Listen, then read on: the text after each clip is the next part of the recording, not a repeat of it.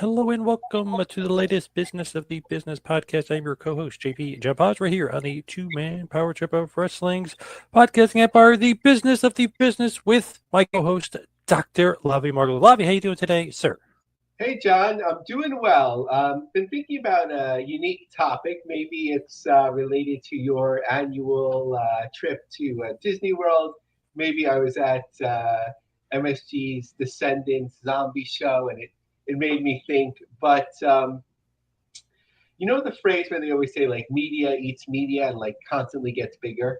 Yes.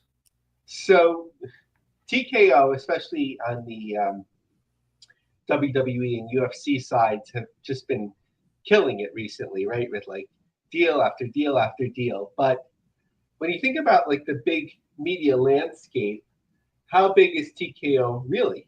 Right? Like, a company like Disney is 6 to 7 times larger in terms of market cap. And I just came across a Variety article yesterday, which was more focused on movies, but it it spoke to things overall that Disney is really trying to get to that Gen Z generation. We've heard this for years, not necessarily called Gen Z, but that younger teen or mid-teen, 18 and older, and so on, broad generations. Now it's defined in this article in terms of 13 to 28. And when you think about those two groups, WWE covers a lot, but probably somewhat on the younger side, and UFC covers a little bit on the older side. So just to refer to that Variety articles, leadership at Walt Disney Studios has been pressing Hollywood creatives in recent months, multiple sources tell Variety, for movies that will bring young men back to the brand in a meaningful way. Young men is defined here by sources as ages 13 to 28, aka Gen Z. First, duh. Every film studio is looking for better ways to convert young audiences into habitual moviegoers. Numerous studios show that Gen Z men in particular are a lonely, gaming-obsessed group who are hampered in their formative years by COVID-19 lockdowns. Not the easiest segment to grasp. But what's surprising producers, writers, and other partners in the larger industry is that Disney has been calling for original concepts to lure the demo back to the movies. The article later said, was talking about their acquisition of gaming platforms and so on to try to lure the generation. And as we know, some of their strongest acquisitions over the last, 20 to 25 years now, were the Star Wars franchise and Marvel. Now, in terms of TKO properties, WWE pro wrestling can be adopted in a number of ways. It could be cutting edge is a challenge sometimes, but it can be geared towards sort of like mature audiences, like a little bit naughty. It can be family friendly and so on. Whereas UFC, obviously, inherently in what it is, it's bloody, it's raw, but it's been accepted a lot more, by the public. And obviously, on the ESPN side, depending on deals, they haven't shied away from it. So, in terms of public acceptance, I think, like, both have come so far. And in terms of the UFC, to continue plugging my book concept, just following it from, its early days through the lens of, like, Trump's involvement and so on. But even till today, like, each TV deal was like such a leap into mainstream acceptance. What do you think about Disney maybe kicking the tires of TKO? Do you think that would be a smart acquisition, John? I feel like with what they're up to lately, it's definitely a possibility, definitely something they're either talking about or maybe even looking into at this point, just because they're definitely looking to get the male viewership back. The young men, too, they're looking to get back. They kind of screwed up Marvel a little bit. They kind of screwed up Star Wars just a little bit, just as far as some viewership. Although if you really look at it, like the parks and stuff, Star Wars is extremely popular, at the parks. Obviously, they have their own land. They make a ton of money. They make a ton of money off merch. But right now, there's a little bit of a whirlwind with Marvel. Obviously, you kind of capped it off there with the whole Thanos storyline. So it's like, where do you go from here? And they kind of fumbled it a bit, and maybe a little bit with Disney Plus. But They just bought the NFL Network. They bought Red Zone. They just bought MLB TV. They're going to do more baseball games. So they're definitely 100% going after more of the male demographic, which they felt and they admitted that they lost a lot. So I feel like that would be right up their alley. They are promoting that they just bought the WBPLEs. That's a part of this new DTC service, the direct to consumer. So I feel like that goes right in line. And they even sprinkled in that they still have UFC as far as their library is concerned on some of their platforms. So they're really, I mean, baseball, football, MMA, and wrestling. That's male dominated, obviously, demographic, and that's definitely right up their alley and right what they're looking for. And always, even though they're a $37 billion company or possible entity, meaning TKO, of course, a $200 billion company could just gobble them up like a cheeseburger quite easily. So I'm not as familiar with the parks, although I was at Disneyland once, I think, and Disney World when I was younger. My grandfather was like very like, all right, everyone, you got to get up at 5 a.m. We got to get online. We got to maximize the time till it closes, or whatever. So it wasn't as fun as it could have been when I went with my parents later. But a few years ago, went with my family too, which was special. But I think we just stayed in the Magic Kingdom. So I know that there's like the Star Wars experiences, and I assume Marvel ones too. But like, is there a way to take like maybe what WWE and UFC do when they have these like experiential like conventions, right? Like you can hit pads for the UFC, and like it's like you're hitting the fighter, or different like Hall of Fame exhibits. Like, is there a way to like distill that it appeals to like a broad base of people that are passing through? Like they'd be curious about it for like a half day or a day at the park, or is it still like very niche?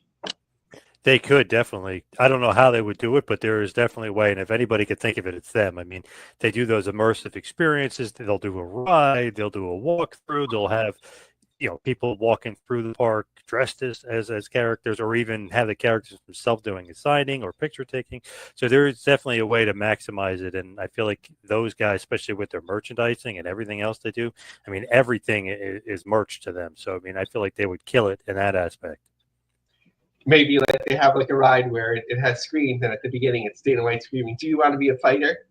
And then you have to work your way up, and then like before you get off the ride, you like meet a lawyer, and then you're part of the lawsuit to recover money or whatever it may be. So just saying that tongue in cheek, but yeah, I mean there are a lot of possibilities. But also like Mark Shapiro, who obviously I know from the conference calls now, I had followed his career journey, and I didn't realize like how tied in he was. So I just give a little bit of context for that.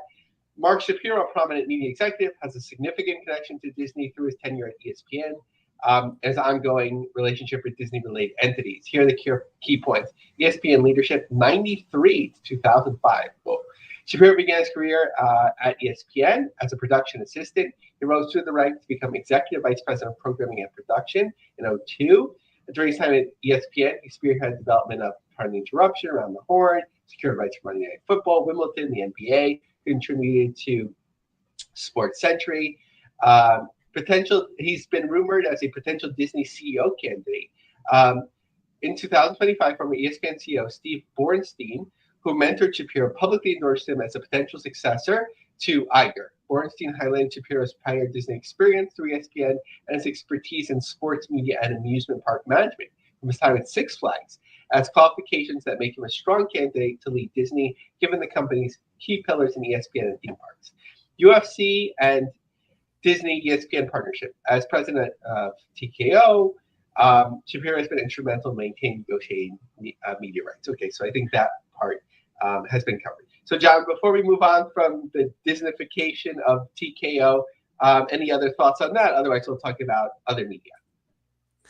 Mark Shapiro, just I think kind of a funny, different thing when I think about it, because remember when he was talking about how they bought WWE, meaning TKO bought WWE when they had UFC, and they're like, oh, it's going to be UFC 2.0, and then he got kind of humbled about that. He got ripped apart. Even Nick Khan ripped him. I mean, and then he kind of had to walk that back. And I just think it's funny now in 2024, looking back a year, obviously we're in 2025 now, but looking back and see who's profitable and who's not. UFC wasn't profitable last year. WWE killed it and was super profitable. So it's almost like, oh, I guess UFC 2.0 is more profitable than UFC 1.0. And obviously he's never mentioned that again. And he got humbled and you know what I mean? He kind of walked that back quite a bit. But that's just the funny thing that I was like, wow, Shapiro kind of, he knows business, but he doesn't really know kind of what he's into. You know what I mean? He's into UFC, he's into WWE. WWE is more of a moneymaker, and he's not kind of realizing that. And obviously now he is. So it's just interesting to see his background and where he comes from and kind of what he knows and what he doesn't know. Yeah, and some people have speculated on like some friction between Mark Shapiro and Nick Khan, sort of like they both are sort of forward facing, obviously under Ari Emanuel, like in representing the organization. So maybe there'll be a power struggle at some point. I don't know if Mark Shapiro answers his phone in the middle of the night and says, "How can I help you?" Like Nick Khan wants Yes. everyone to do it. I'm sure he does work, 24/6 or whatever it is. But the next thing, and John, I'm going to need your help a little bit with this here, because Hollywood Reporter reported that the feeling that so obviously WWE, as has been covered by many outlets and so on, got out of its deal with Peacock to an extent in terms of the premium live events to go to ESPN. They felt it had been satisfied by having like multiple nights of certain PLE, so maybe the total added up or whatever it may be. But then they had said WWE and Peacock have worked out a deal to include new main roster WWE programming to stream on the NBC Universal digital platform. So is that the Saturday night's main event deal that got worked out, or can we expect another WWE program? I think they're referring to Saturday night's main event because that's the new deal for Peacock. Okay, because I was wondering, like, when companies sign deals for like Raw and SmackDown, right? Like, I don't know if WWE could just create like a wrestling show, out of nowhere and start using the same talent, right? Like, so that caught me by surprise. So that's helpful to know. But like, what's amazing is that basically anyone of certain scale that's willing to pay a media company, if they're looking for wrestling, or especially WWE, they can get one in a variety of different ways, right? Look how many places they're covering. So just, to me, it just shows how much control of the industry that they have as we look towards a focus on challenger brands. Obviously, TNA only gets one if with WWE's blessing, looking at who it's rumored that they're talking to, right? Like if TNA was thinking, okay, WWE will be off Peacock, now they're not, right? There's still something going on there.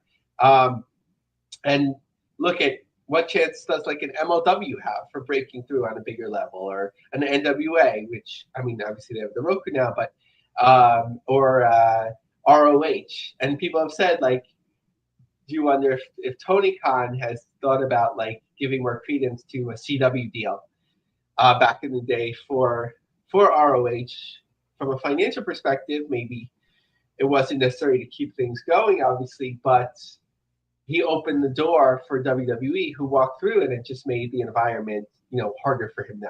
One of the things people aren't talking about, though, which is interesting with CW potentially picking up TNA for like competition on Wednesday nights. I forgot if it's 7.5% or 15%. Warner Brothers Discovery just still owns a part of the CW. So it used to be almost fully in their house, and then they had sold it to Nexstar, I believe. But like, would you want to screw over a partner that way? I mean, sometimes things cross over in that way, but it just seems like very bleak for challenger brands to get media distribution in the U.S. John, what do you think? I feel like that is rough for whatever reason. If you're kind of like not WWE or AEW, it is tough, really. I mean, TNA obviously has had a trouble for a long time in securing these deals and these rights. Overseas, though, is something interesting. Obviously, we spent a lot of time last week, the lead story, if I'm remembering the week correctly, of a new India-based pro wrestling company coming with wide distribution. But Eurosport India has, under that name and previous names as well, has sort of been the tentpole place for basically non-major league North American or Japanese wrestling as well in India, right? So back in the day, they had Ring of Honor, under Sinclair. They had New Japan. I'm not sure if it still airs there, but they at least had it there until very recently. They've had AEW, who's still there because it's going to air Forbidden Door on there. But WWE is now coming with their A&E programming. So Eurosport India acquires rights to WWE LFG and WWE's Greatest Moments. Eurosport India will follow LFG and Greatest Moments, featuring insights from legends like Austin, Hogan, and Kevin Owens. Eurosport and Eurosport India, part of WBD, so that's interesting, right? Have secured the exclusive telecast rights for the first season of WWE, LFG, an American pro wrestling reality competition that will premiere in India on August 15th. So we know, once it goes international, the same, rivalries necessarily sort of, get put to the table in terms of making more money. I mean, that goes all the way back to the lore of how Nitro got started, right?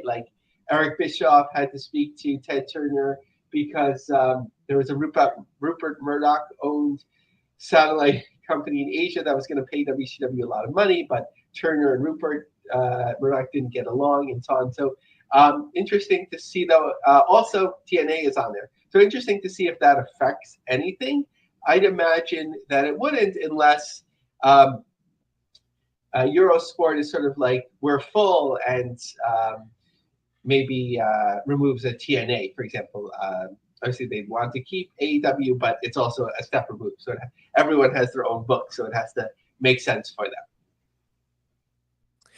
Very true. It's just one of those things where, what is going on with TNA? You know what I mean? They seem to be hot, but can they get that TV deal? What's kind of the latest with everything going on with TNA?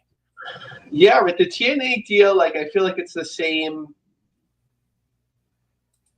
It's the same script being repeated. I think I don't know if we covered it so much last time, but that fantastical thing where it's it's a hedge against the bed and WWE and first rights to buy and so on. And I'm not discounting that, but there's just so many stories about it. But I just feel like it was overemphasized to get in the media with Slammiversary, which I think basically Carlos Silva kind of said. So if I was interpreting it correctly, not to go too far afield, but kind of felt like that was a benefit of talking about it. I feel like with media, you typically say no comment, right? If you're close to something.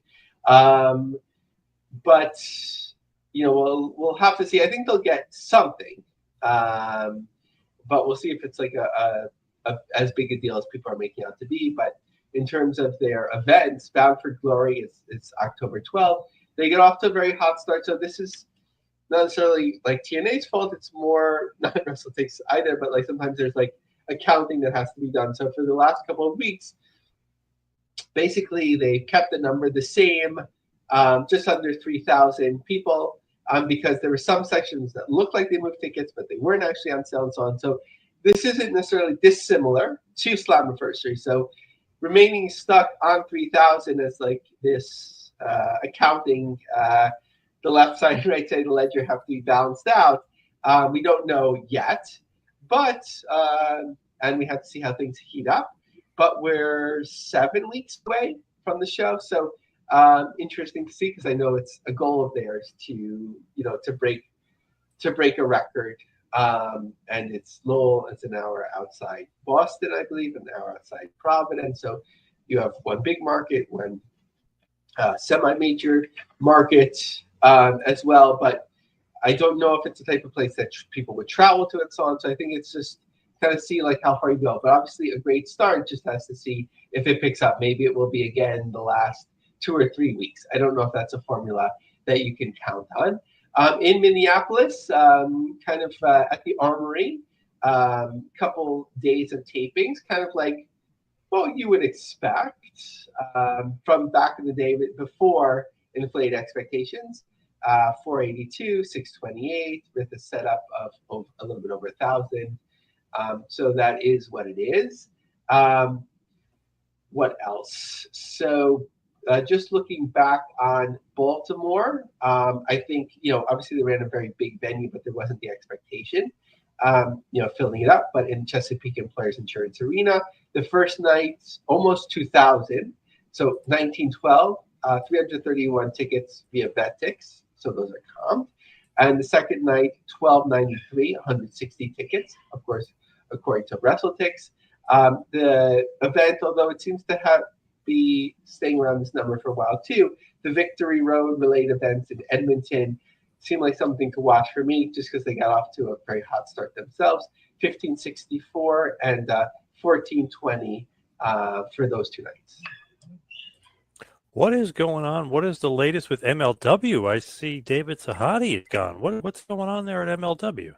Yeah, so unfortunately, right before we taped, there was an hour YouTube video that was posted that said like the real truth of why David Sahadi left MLW. So I didn't get to listen yet. I tried to cheat and ask Rock, but it wasn't helpful in dissecting it. So maybe next week if there's something notable there to talk about. But something that is notable, like people leaving MLW always seems to be like abrupt and awkward. Like with talent, and they don't announce this as much anymore, they would like announce like multi-year deal or however they phrase it, and then like a few months later they'd be released or they'd be gone. Like, what happened? Or there's been certain executives that have passed through, or production people from David Marquez, and that was noted for like what happened, some sort of mess up, whoever was liable for that in terms of production and so on. But David Sahadi departed MLW. PW had started to confirm. We're told that the promotion has opted to move in another direction.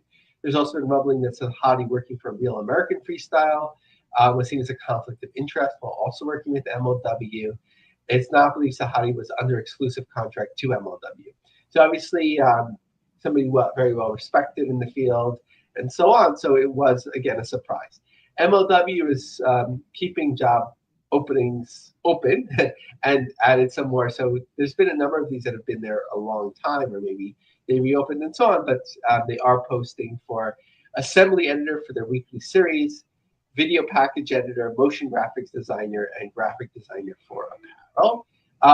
So interestingly, last time we covered that MLW would have 2 shows in November, but that seemed to like push them past their general capacity. I don't know if it has to do with just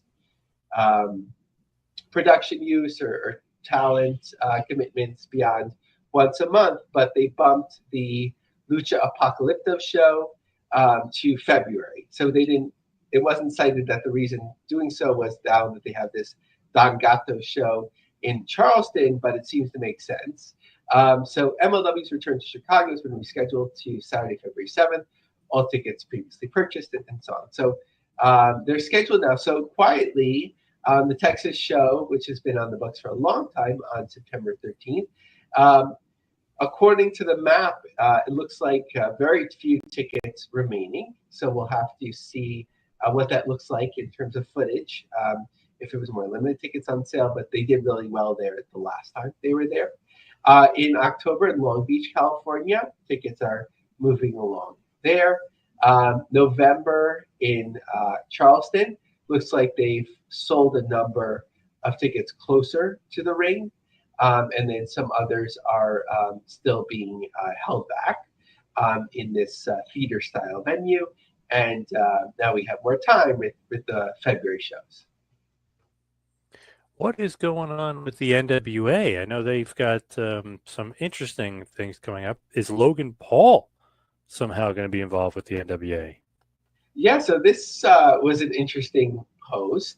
NWA congratulates Logan Paul and Nina Agdal on their new marriage. Of note, Mrs. Paul is wearing a custom gown by House of Gilles or Gilles, a fashion line owned and designed by William Patrick Corgan's wife, Chloe Mandel Corgan, and her father, the legendary Achilles Mendel.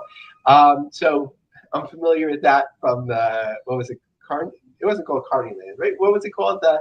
Yeah, Carneyland. Oh, it was Carneyland. Okay, the NWA show that streamed and so on. So obviously his wife was on there and his father-in-law as well. So, but like I don't think Logan Paul has any commitments, but it made me think, John, about like how can a brand like the NWA possibly break through?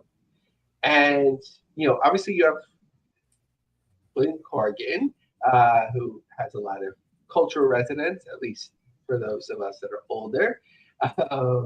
And the financial means, a legacy brand. And I don't think like spending a lot of money on like a big name talent would even break them through. But a Logan Paul would. Obviously, WWE's using him in a top position. So, and he's deeply involved with them, with his Prime brand and all of that. But what a connection, though, between NWA and Logan Paul. Look at that. It's, making a little bit of a connection there.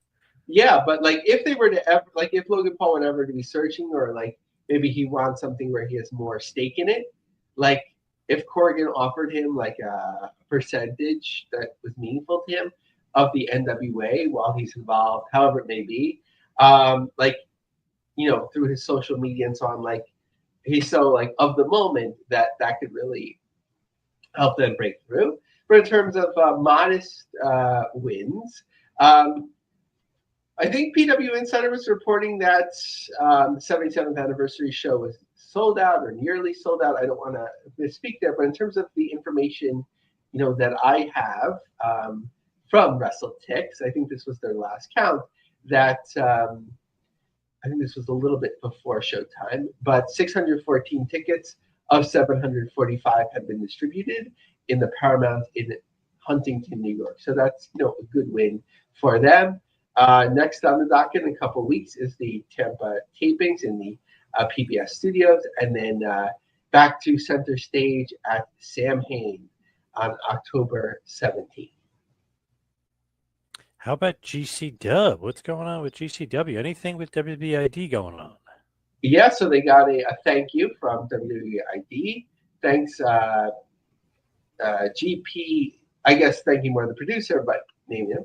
Thanks, GPW Productions, for tremendous work on the GCW Wrestling Presents ID Showcase events. Just looking at John, especially being not too far from the region, the GCW homecoming shows, they tend to get buzz in previous years, especially when like bigger name talent was connected. Like, what was your feel? Like, were you seeing much about homecoming in Atlantic City this year compared to the past? No, I kept looking it up because I wanted to see what the matches were and what was going on. I felt like they weren't pushing it or maybe promoting it as much as I've seen maybe like last year or even 2 years ago. It was weird. It was kind of quiet. I just see Cardona pumping up his match with Shotzi for night one, but I don't know. I was kind of surprised. Like, not really a lot of promotion for night two. It seemed down for some reason as far as like seeing some advertising for it and stuff. Yeah, and at least as we're recording this on Friday, at least as of Thursday, ticket sales reflected that as well. That there were just 4 remaining in the second row on the first night. So assuming that those will go, but fifth row and beyond, plenty of tickets available. And then in the second night, plenty of tickets available from the second row and beyond. And shows like this, if I remember correctly, it's usually you're doing pretty well if you like have sold the first 7, maybe 8 rows the first night, and then the second night would show like 5 rows deep, something like that. So certainly looks like a struggle. So that's what's most in front of us. Also, didn't see much buzz coming out of the Juggalo, Gathering of the Juggalos. I thought that there would be like certain clips that would travel and so on. I wasn't getting much in my feed. Were you seeing much about the 2 nights in Thornville, Ohio, John? No, not as much as I thought I was going to, because I was actually actively seeking it out. I had to actually look it up and find it. I thought it would just kind of, pop up because it was a hot little thing they had got going on. So yeah, I don't know what's going on. Like cooled off a little bit for some reason. Yeah, no, it's interesting. And when I would look on X for like keywords and so on, and what would come up would be like our interviews Yeah. and talking Yep. about it and so on, or things that we had reshared and so on. So not too much there. In Detroit on September 12th, plenty of tickets from the second row and beyond. Then in Indianapolis on the 13th, plenty of tickets in the second row and beyond. So things are, at least looking from here, kind of cold with the shows that are right in front of us. So, getting harder to stand out. What is going on with this streaming stuff? Any latest, anything new as far as streaming is concerned? So I think one of the things that we heard about a number of years ago was some wrestling companies sort of spending more on production for IWTV than they could potentially get back. I don't know if that's the case at all, but it just speaks to the cost of production. So Flow Sports has a novel solution, at least for themselves, and it'll be interesting to see if it would translate to the world of pro wrestling, and they'll talk about why it might be more difficult. Flow Sports has devised its own AI algorithms to automate live sports production for wrestling and grappling sports like BJJ. Of the streamers, more than 1 million total subscribers, about 10% or 100,000 pay for Flow Wrestling. That leads the market for high school and college wrestling coverage.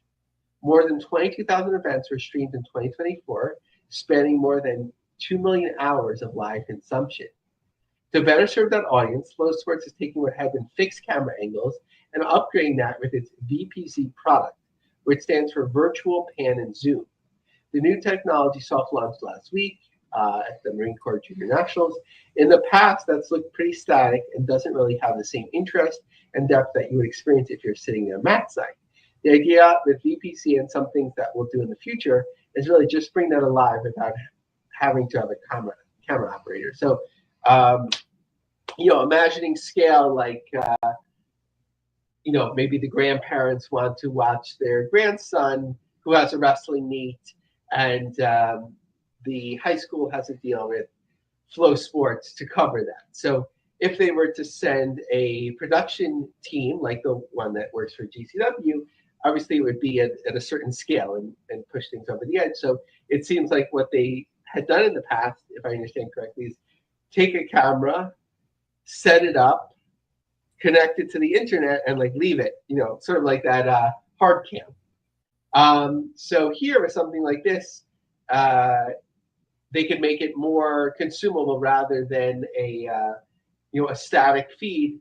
Maybe it knows when to zoom in, when to zoom back, and so on. So this could work for pro wrestling in a degree, but it would probably have to be the type of pro wrestling that's more self-contained to the ring, right? Like the program would have to know, okay, this person's flipping out of the ring, but follow the action, or get in tight, or something like that, or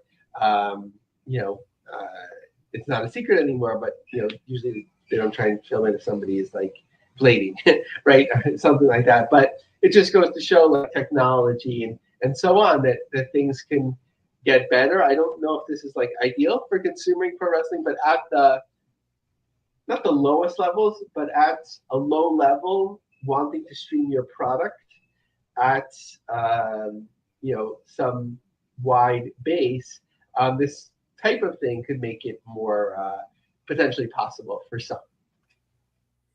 Now, favorite topic, of course, here and there. What is the latest? I know you got news on an awesome Jeff Jarrett league, possibly here, or Jeff Jarrett show, and maybe even some Bloodsport.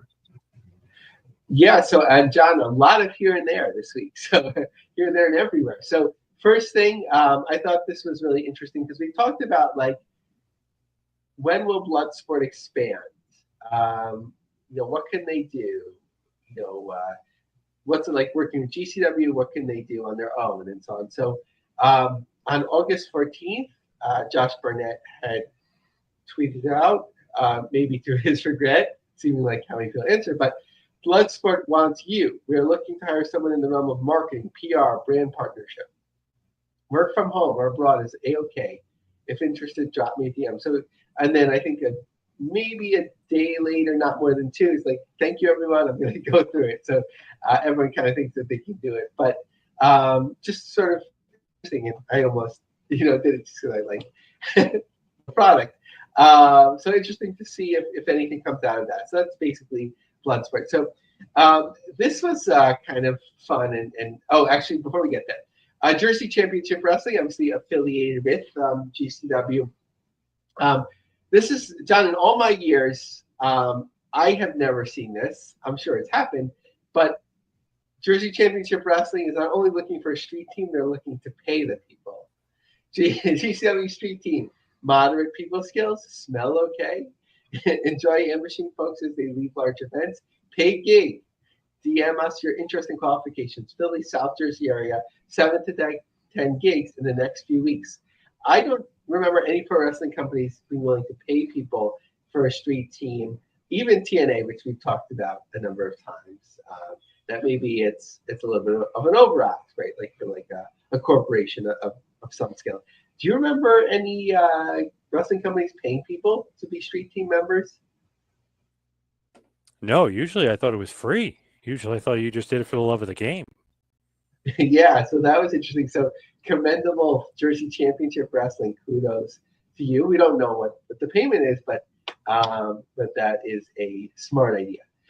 So this is kind of a fun one.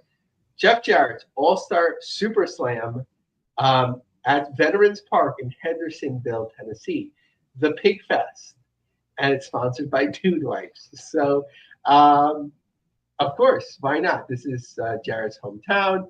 He has the connections with AEW buddies and obviously knows everyone in the wrestling business and so on. So I was like, what is Veterans Park? And then I looked it up, and it's a park. It's not like a baseball field. So it'll be, a smaller show. It's, what you would expect in independent wrestling. There's seats on various sides of the ring and so on. But so if this is a sold show or an opportunity to make some money close to his hometown, why not? Every once in a while, Jeff Jarrett will do something on his own. Obviously, we saw the baseball games, stadium games for a number of years, or wrestling events at baseball stadiums. But in addition to that, there's been some private shows. I think he's coordinated events for the Tennessee Titans some years for different events, things like that.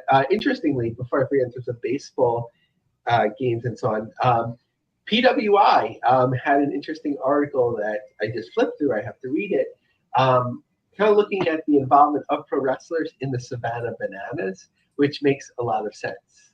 Have you ever caught any Savannah Banana footage or games, John? Never been to a game, but I've seen footage and highlights, and it always pops up on my social media feed, so I see them a lot. Interesting stuff over there for the Savannah Bananas and all those teams that they play. Yeah, a huge success, really. Yeah, killing it, absolutely killing it. Breakthrough success. I haven't seen any pushback where people are like, "What have you done to my business?" I guess people know it is what it is. So the next story is somewhat unexpected. So we carried Prestige Wrestling in terms of their ambitious event in the arena for the second year in a row and had to go and tried to look into that some more and so on. But there was this feud going on in the Pacific Northwest. So Brock sums it up in this way. In recent weeks, a controversy erupted in the Pacific Northwest involving Prestige Wrestling and Portland Wrestling. Portland Wrestling announced the return of controversial wrestler Joey Ryan, who had been absent from the industry since 2020 due to allegations of sexual misconduct during the Speak Out movement. This decision sparked significant backlash. In response, Prestige Wrestling, led by promoter William Quintana, took a firm stance against Ryan's return. Quintana announced that any talent or crew working with Portland's event would be excluded from Prestige, effectively threatening to blackball them. He also scheduled a counter event called FJR on the same day, promoting it's a safe space pro wrestling action with donation-based tickets, all profit expenses to donate RAIN, Rape, Abuse, and Incest National Network. Just a heads up, That's due to the connection with rain. We're just going to be mentioning that in the abstract here. Portland Wrestling postponed their August 23rd event, citing threats of gun violence allegedly made by Quintana and claiming they lacked a ring due to cancellation caused by prestigious actions. They accused Quintana of tortious interference, unfair competition, civil conspiracy, threatening legal action. The wrestling community on platforms like Reddit praised Prestige response, with some calling it a stand of integrity. Others debated whether Quintana's actions constitute blackballing, potentially impacting wrestlers' livelihoods. The controversy highlights ongoing tensions in the indie wrestling scene regarding accountability and handling of controversial figures. So, John, I'd love your feedback on this because, I think you've been bold in, when you have guests on your show, I don't think you've been afraid of giving people second chances or controversial figures and so on. And sometimes to Bix's dismay or whatever. Yeah. Yes, 100% true. What do you think about this whole rigmarole? It is interesting because I literally was thinking, I was like, man, I wouldn't mind having Joey Ryan on the show just to hear his side of things. Not saying I believe him or don't believe him. And obviously there's been a lot of allegations made against him, but I'd love to hear the other side of the story. I know some people hate when people have certain people on. I like to have the left, the right, the center, the up, down, green, purple. I like to have everybody on, everybody as a wrestler, and try to get everybody's opinion. So when I saw this, I was kind of fascinated. I'm like, okay, FJR, I know what that means. Obviously F Joey Ryan is the whole thing and this and that. But then on the other side of the coin, and you kind of flip it, it's made allegations that guy is up to no good, just as far as trying to hurt another promotion and gun violence and all this other stuff. So it's one of those things where if you're on either side, everybody makes huge mistakes. Obviously, maybe even some people do illegal things and immoral things and things maybe they should go to jail for on both sides of the coin here. So to me, I'd love to interview everybody and kind of get their perspective and ask them certain things and what happened here, what happened there, and just kind of get into more of the story here. But I was just kind of always have my my eye raised or my ears open when I'm listening to these one guys that are so social justice and and then you're like, all right, so what is this guy doing behind the scenes? And then you hear something that they're doing behind the scenes and you're just like, wow, that was eye opening. I thought you were for this. I thought you were for the right. I thought you were doing good stuff. And then you're kind of, I don't know, have these allegations come out that you might not be so good and you might be doing some illegal stuff and you might be doing something that possibly could go to jail for. So it is a real weird thing out there, but I'd love to get kind of everybody's perspective because there's somewhere to the left, people are right, somewhere to the right. Now, I'm not saying politically, I'm just saying in generality. And then in the middle is somewhere is the truth. So, I mean, whether you're wherever you look, somewhere out there is the truth, but there's always some good stories on both sides. Yeah, I think if allegations are, they don't necessarily have to be proven in court of law to be for my entertainment, I will not support this person or that. What I know is enough, or what I feel I know is enough, and let the consumer decide. But I feel in pro wrestling, probably in a number of things which I talked about before, I feel it's sort of what buzz do you have? Who are you? And so on. I feel maybe some people should be canceled forever, but people don't talk about it anymore. Allegedly, right? Stone Cold Steve Austin was a domestic abuser. Has he ever come out and apologized for that, or said he's turned a different leaf, or anything like that? It's just sort of gone away, and it was Steve Austin, and no one holds it against WWE or anything like that. Allegations against Moose in a similar capacity. Does he ever get canceled anymore? He's even appeared on WWE, whatever it may be. So I don't feel like it's fairly applied. I'm fine with companies having certain standards, if you've been in trouble in the law, especially related to inappropriate sexual activity, inappropriate domestic issues, whatever it may be, you are canceled and we're not working with you. Whereas obviously the internet wrestling community, quote unquote, a million different voices and so on. Everyone has to make their decision, but I think like people shift one way or another. It's like you're horrible, and but like somebody else who does or alleged to have done horrible things, it's sort of they get the pass and they're okay. So Yeah, even more deeply about this was that allegedly I didn't see the screen images. So if I was giving a presentation, maybe I'd have that. I just want to refer to it that it seemed like when Quintana was like writing about it, that there was like a T-shirt with a gun on it. I think that was the issue. I hope I'm representing that correctly, sort of, so they feel like they're the person from Portland was, I don't know if it was called restraining or whatever it might be, was like filing something based on that they felt that they were being threatened to get harm. And at the end of the day, it seems like something good is coming out of it, in that Rain will get at least $3,000 from a sold out show that everyone is working for free, including Donhausen. it's just, I don't know, to me, one of those crazy things. It's like, this person is good, this person's bad. Let's, get on rag on Hogan. Let's not say anything about Austin. Let's not say anything about Cena, how he came out and said he loves Vince and he's not going to judge him. And like, nobody gets mad at Cena for that. Then they get mad at Lesnar for allegations. Like, you can't win, but it's just funny that nobody looks at both sides. Oh, Joey Ryan did this. Yeah, awful, awful stuff that he was accused of and all this other stuff. But no one's going to say anything that they love, that he's bringing out penises and blow pops and all the other stuff when he was wrestling. Then you guys loved him. Like, it just really, really weird stuff by some of the fan base. And he's, still friends with certain guys that are from the second biggest promotion in the world that live in Southern California. So it's like, I don't know, you got, like, they pick and choose almost with their battles. And sometimes it's crazy. Yeah. And I think like